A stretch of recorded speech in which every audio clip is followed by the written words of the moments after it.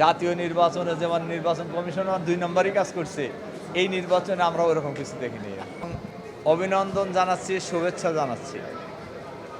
দ্বিতীয় যে কথাটি বলতে চাই, জাতির যে প্রত্যাশা বলছেন, 1 নম্বর প্রত্যাশা হলো উনি একটা দলীয় লোক হলেও আজকে থেকে রাষ্ট্রপতি নির্বাচিত হওয়ার পর উনি শপথ গ্রহণ করে যখন রাষ্ট্রপতির দায়িত্ব গ্রহণ করবেন, তখন থেকে উনি আর কোনো দলের রাষ্ট্রপতি থাকবেন না, উনি তখন থাকবেন দেশের রাষ্ট্রপতি।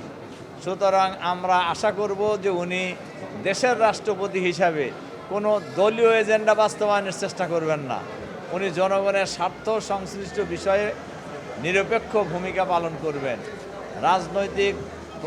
রাজনৈতিকভাবে প্রভাবিত হয়ে কোনো ভূমিকা উনি পালন করবেন না। এটা হলো আমাদের সবচেয়ে বড় প্রত্যাশা।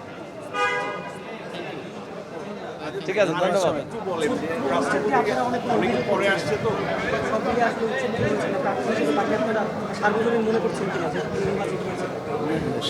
না, আমরা তো নিজেরাই প্রার্থী একজন দিছি, তা আমরা তো মনে করছি যে সার্বজনীন প্রার্থী। আমরা বিরোধী দলের পক্ষ থেকে যাকে দিয়েছি তিনিই সার্বজনীন প্রার্থী।